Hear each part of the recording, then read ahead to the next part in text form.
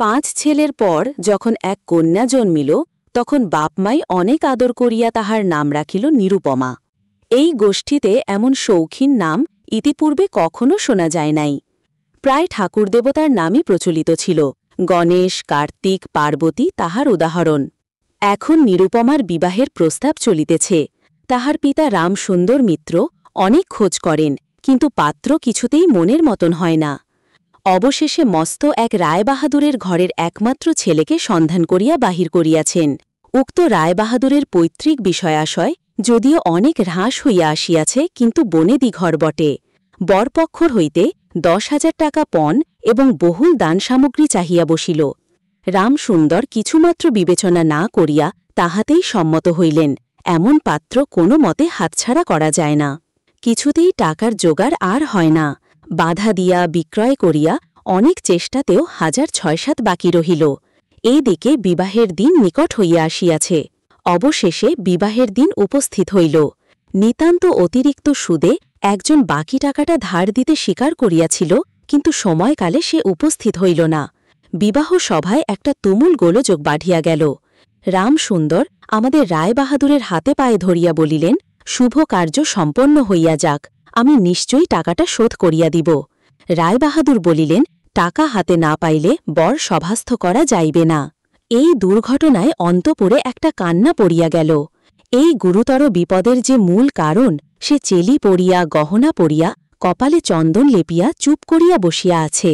ভাবি শ্বশুরকুলের প্রতি যে তাহার খুব একটা ভক্তি কিংবা অনুরাগ জন্মিতেছে, তাহা বলা যায় না। ইতিমধ্যে একটা সুবিধা হইল। বর সহসা তাহার পিতৃদেবের অবাধ্য হইয়া উঠিল। সে বাপকে বলিয়া বসিল, কেনাবেচা দরদামের কথা আমি বুঝি না, বিবাহ করিতে আসিয়াছি, বিবাহ করিয়া যাইব। বাপ যাহাকে দেখিল তাহাকেই বলিল, দেখেছেন মহাশয় আজকালকার ছেলেদের ব্যবহার? 2-1 প্রবীণ লোক ছিল, তাহারা বলিল, শাস্ত্র শিক্ষা, নীতি শিক্ষা একেবারেই নাই, কাজেই বর্তমান শিক্ষার বিষময় ফল নিজের সন্তানের মধ্যে প্রত্যক্ষ করিয়া রায়বাহাদুর হতোত্তম হইয়া বসিয়া রহিলেন। বিবাহ এক প্রকার বিষণ্ণ নিরানন্দভাবে সম্পন্ন হইয়া গেল। শ্বশুরবাড়ি যাইবার সময় নিরুপমাকে বুকে টানিয়া লইয়া বাপ আর চোখের জল রাখিতে পারিলেন না। নীরু জিজ্ঞাসা করিল, তারা কি আর আমাকে আসতে দেবে না বাবা? রামসুন্দর বলিলেন, কেন আসতে দেবে না মা, আমি তোমাকে নিয়ে আসব। রামসুন্দর প্রায়ই মেয়েকে দেখিতে যান, কিন্তু বেহাই বাড়িতে তার কোনো প্রতিপত্তি নাই। চাকরগুলো পর্যন্ত তাহাকে নিচু নজরে দেখে। অন্তপুরের বাইরে একটা স্বতন্ত্র ঘরে 5 মিনিটের জন্য কোনোদিন বা মেয়েকে দেখিতে পান, কোনোদিন বা দেখিতে পান না। কুটুম্ব গৃহে এমন করিয়া অপমান তো সহা যায় না। রামসুন্দর স্থির করিলেন, যেমন করিয়া হোক টাকাটা শোধ করিয়া দিতে হবে। কিন্তু যে ঋণভার কাঁধে চাপিয়াছে তারই ভার সামলানো দুঃসাধ্য।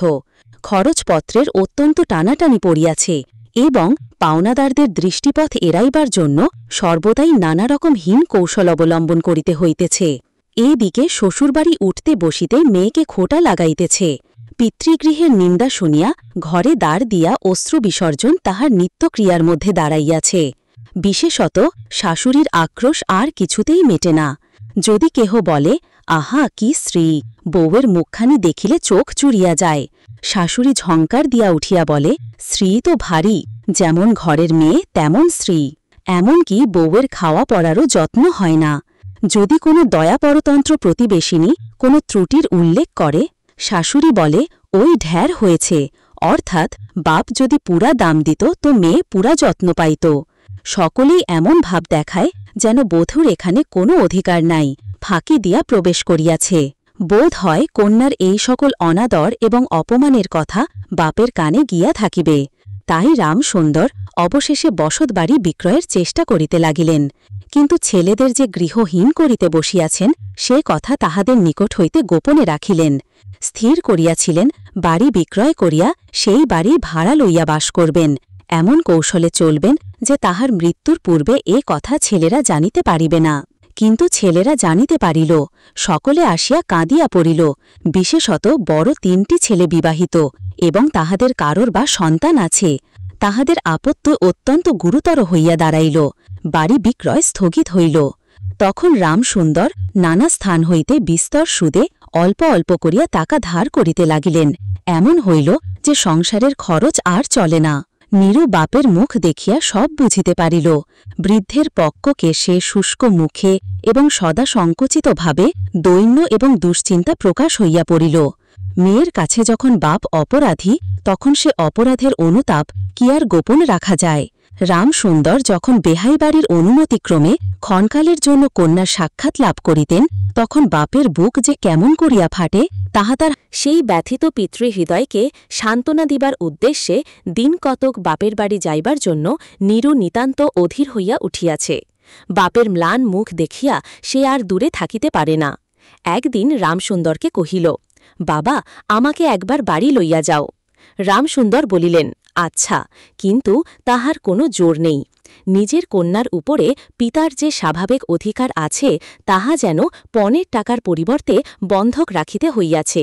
এমনকি কন্যার দর্শন সেও অতি সসংকোচে ভিক্ষা চাহিতে হয় এবং সময় বিশেষে নিরাশ হইলে দ্বিতীয় কথাটি কহিবার মুখ থাকে না। কিন্তু মেয়ে আপনি বাড়ি আসিতে চাহিলে বাপ তাকে না আনিয়া কেমন করিয়া থাকে।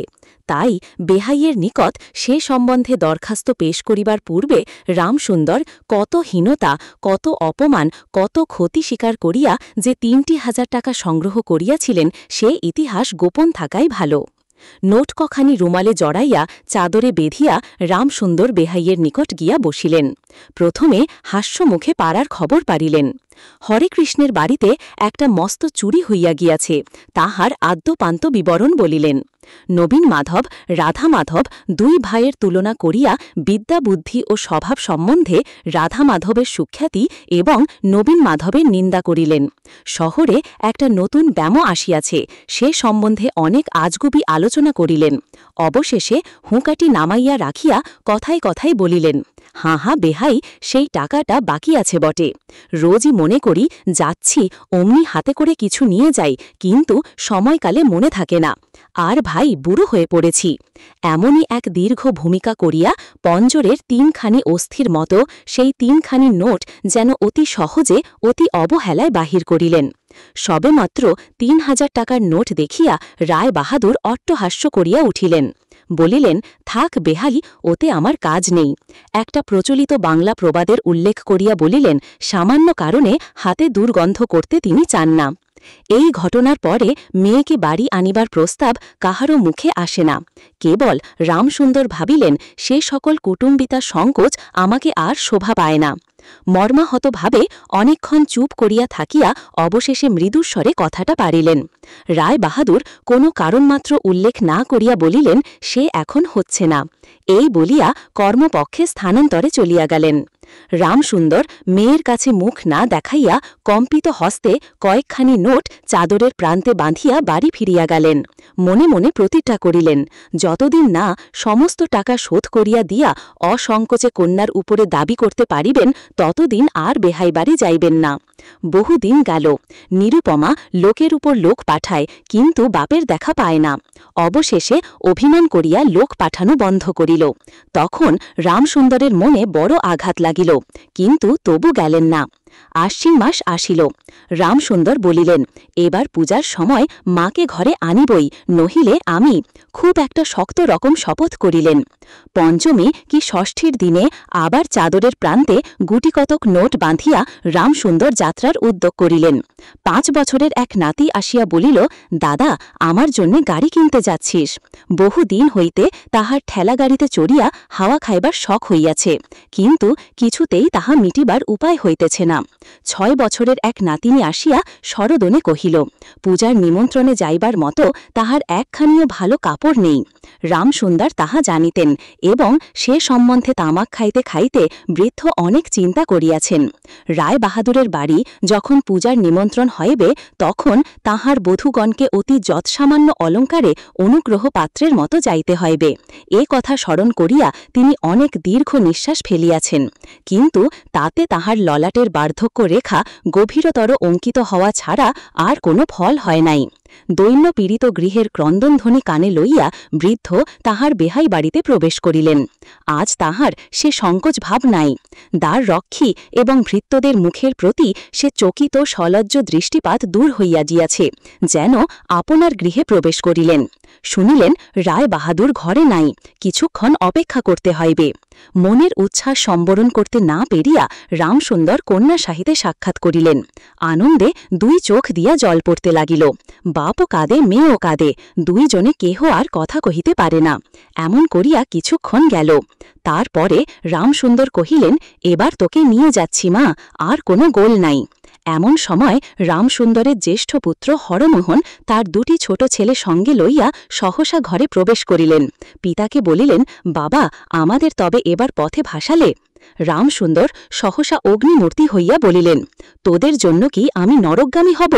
আমাকে তোরা আমার সত্য পালন করতে দিবিনে? রামসুন্দর বাড়ি বিক্রয় করিয়া বসিয়াছেন। ছেলেরা কিছুতে না জানিতে পারে তাহার অনেক ব্যবস্থা করিয়াছিলেন, কিন্তু তবু তাহারা জানিয়াছে দেখিয়া তাহাদের প্রতি হঠাৎ অত্যন্ত রুষ্ট ও বিরক্ত হইয়াউছিলেন। তাহার নাতি তাহার দুই হাঁটু সবলে জড়াইয়া ধরিয়া মুখ তুলিয়া কহিল, দাদু, আমাকে গাড়ি কিনে দিলে না? নতশির রামসুন্দরের কাছে বালক কোনো উত্তর না পাইয়া নীরুর কাছে গিয়া বলিল, পিসিমা, আমাকে একখানা গাড়ি কিনে দেবে? নিরুপমা সমস্ত ব্যাপার বুঝিতে পারিয়া কহিল, বাবা, তুমি যদি আর এক পয়সা আমার শ্বশুরকে দাও, তাহলে আর তোমার মেয়েকে দেখতে পাবে না, এই তোমার গা ছুঁয়ে বললুম। রামসুন্দর বলিলেন, ছি মা, অমন কথা বলতে নেই।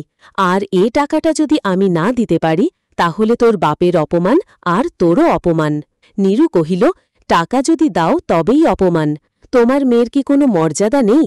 আমি কি কেবল একটা টাকার থলি? যতক্ষণ টাকা আছে ততক্ষণ আমার দাম।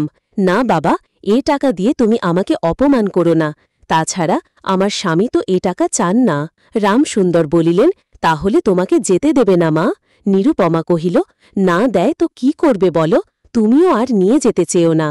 রামসুন্দর কম্পিত হস্তে নোট বাঁধা চাদরটি কাঁধে তুলিয়া আবার চোরের মতো সকলের দৃষ্টি এড়াইয়া বাড়ি ফিরিয়া গেলেন।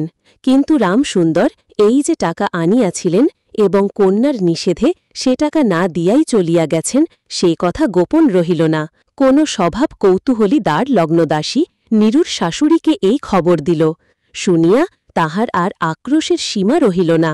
নিরুপমার পক্ষে তাহার শ্বশুর বাড়ি সরসজ্জা হইয়া উঠিল। এদিকে তাহার স্বামী বিবাহের অল্পদিন পরেই ডেপুটি ম্যাজিস্ট্রেট হইয়া দেশান্তরে চলিয়া গেছে এবং পাছে সংসর্গ দোষে হীনতা শিক্ষা হয়, এই ওজরে সম্প্রতি বাপের বাড়ির আত্মীয়দের সহিত নীরুর সাক্ষাৎকার সম্পূর্ণ নিষিদ্ধ হইয়াছে। এই সময়ে নীরুর একটা গুরুতর পীড়া হইল, কিন্তু সেজন্যে তাহার শাশুড়িকে সম্পূর্ণ দোষ দেওয়া যায় না। শরীরের প্রতি সে অত্যন্ত অবহেলা করিত। কার্তিক মাসের হিমের সময় সমস্ত রাত মাথার দরজা খোলা, শীতের সময় গায়ে কাপড় নাই, আহারের নিয়ম নাই। দাসীরা যখন মাঝে মাঝে খাবার আনিতে ভুলিয়া যাইত, তখন যে তাহাদের একবার মুখ ফুলিয়া স্মরণ করাইয়া দেওয়া, তাহাও সে করিত না। সে যে পরের ঘরের দাসদাসী এবং কর্তা গৃহিণীদের অনুগ্রহের ওপর নির্ভর করিয়া বাস করিতেছে, এই সংস্কার তাহার মনে বদ্ধমূল হইতেছিল। কিন্তু এরূপ ভাবটাও শাশুড়ির সহ্য হইত না। যদি আহারের প্রতি বধূর কোনো অবহেলা দেখিতেন, তবে শাশুড়ি বলিতেন, নবাবের বাড়ির মেয়ে কিনা, গরিবের ঘরের অন্ন ওর মুখে রোচে না। কখনো বা বলিতেন, দেখো না একবার, ছিঁড়ি হচ্ছে দেখো না, দিনে দিনে যেন পোড়া কাঠ হয়ে যাচ্ছে। রোগ যখন গুরুতর হইয়া উঠিল, তখন শাশুড়ি বলিলেন, ওর সমস্ত ন্যাকামি। অবশেষে একদিন নীরু সবিমলে শাশুড়িকে বলিল, বাবাকে আর আমার ভাইদের একবার দেখব মা? শাশুড়ি বলিলেন, কেবল বাপের বাড়ি যাইবার ছল। কেহ বলিলে বিশ্বাস করিবে না। যেদিন সন্ধ্যার সময় নীরুর শ্বাস উপস্থিত হইল, সেই দিন প্রথম ডাক্তার দেখিল এবং সেই দিন ডাক্তারের দেখা শেষ হইল। বাড়ির বড় বউ মরিয়াছে। খুব ধুম করিয়া অন্ত্যেষ্টিক্রিয়া সম্পন্ন হইল। প্রতিমা বিসর্জনের সমারোহ সম্বন্ধে জেলার মধ্যে রায়চৌধুরীদের যেমন লোক বিখ্যাত প্রতিপত্তি আছে, বড় বউয়ের সৎকার সম্বন্ধে রায় বাহাদুরদের তেমন একটা খ্যাতি রটিয়া গেল। এমন চন্দন কাষ্ঠের চিতা এ মুলুকে কেহ কখনো দেখে নাই। এমন ঘটা করিয়া শ্রাদ্ধ কেবল রায় বাহাদুরদের বাড়িতেই সম্ভব। এবং শোনা যায় এতে তাহাদের কিছুট ঋণ হইয়াছিল। রামসুন্দরকে সান্ত্বনা দিবার সময় তাহার মেয়ের যে কিরূপ মহাসমারোহে মৃত্যু হইয়াছে সকলেই তাহার বহুল বর্ণনা করিল। এদিকে ডেপুটি ম্যাজিস্ট্রেটের চিঠি আসিল, আমি এখানে সমস্ত বন্দোবস্ত করিয়া লইয়াছি, অতএব অবিলম্বে আমার স্ত্রীকে এখানে পাঠাইবে। রায়বাহাদুরের মহিষী লিখিলেন, বাবা, তোমার জন্যে আর একটি মেয়ের সম্বন্ধ করিয়াছি, অতএব অবিলম্বে ছুটি লইয়া এখানে আসিবে। এবারে 20,000 টাকা পণ এবং হাতে হাতে আদায়।